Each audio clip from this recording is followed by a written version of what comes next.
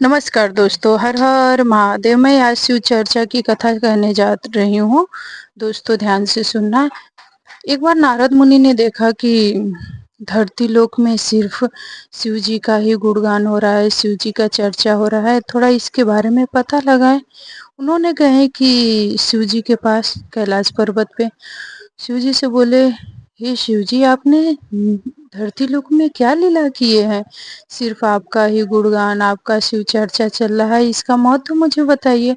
तो शिव जी ने बोला कि हे नारद, आप जाइए, धरती लोक में ही इसका पता आपको चलेगा।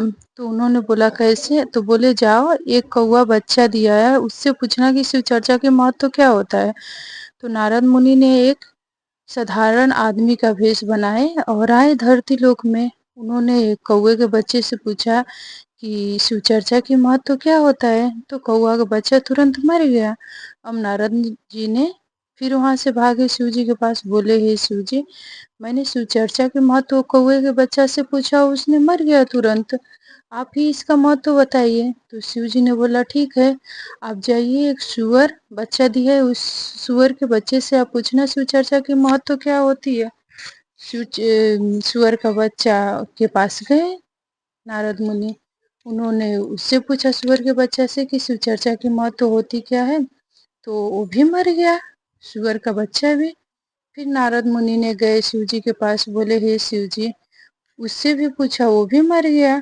तो नारद शिव जी ने बोला कि जाओ, आप एक गाय बच्चा दी है, उस गाय के बच्चे से आप पूछना शिव चर्चा की महत्व क्या होती है। नारद मुनि ने फिर आए धरती लोक में, उससे भी पूछे, गाय के बच्चे से भी, कि शिव चर्चा की महत्व क्या होती है।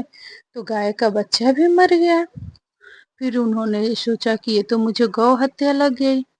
फिर गए शिव जी के पास, शिव जी से बोले, हे शिव जी, मैंने गाय के बच्चा से भी पूछा, वो भी मर गया, अब तो मुझसे बहुत बड़ा पाप हुआ, मुझे गौ हत्या लग गया।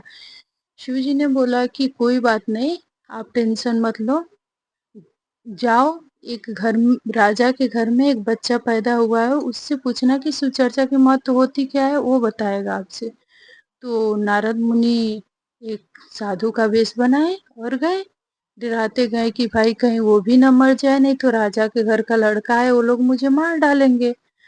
तो फिर गए नारद मुनि डराते हुए उनके पास, राजा के पास। बोले, हे राजा जी, आपके घर में जो बच्चा हुआ है, मुझसे उससे मुझे मिलवा दीजिए। तो उन्होंने ले गए। वो तो बहुत खुश हुए कि चलो, मेरे दरवाजे पे कोई साधु संत आया है मेरे बच्चे से मिलने के लिए। उन्होंने लेके गया, अपने लड़के से मिलवाए। तो नारद मुनि ने बोला राजा से कि हे राजा जी, मुझे आपके लड़के से एकांत में बात करना है। फिर राजा जी ने बोला कि अभी 2 घंटे पहले लड़का हुआ है, आप इससे क्या बात करेंगे। तो नारद मुनि ने बोला कि मैं बात करूंगा, आप लोग 2 मिनट के लिए हट जाइए। फिर राजा जी ने दरवाजा बंद किया और निकल गए। सिर्फ उसमें नारद मुनि और एक बच्चा था। तो नारद मुनि ने बोला कि बच्चे से कि शिव चर्चा की महत्व क्या होती है। बच्चा उठ के बैठ गया, बोला कि अब मैं आपको शिव चर्चा की महत्व बताता हूँ। जो कौवे के बच्चे से आप शिव चर्चा की महत्व पूछने गए थे, वो मैं ही हूँ, जो कौवा के बच्चा से मुक्त होके एक सुअर के बच्चा में आया। सुअर के बच्चा से भी आप जाके पूछे कि शिव चर्चा की महत्व क्या होती है।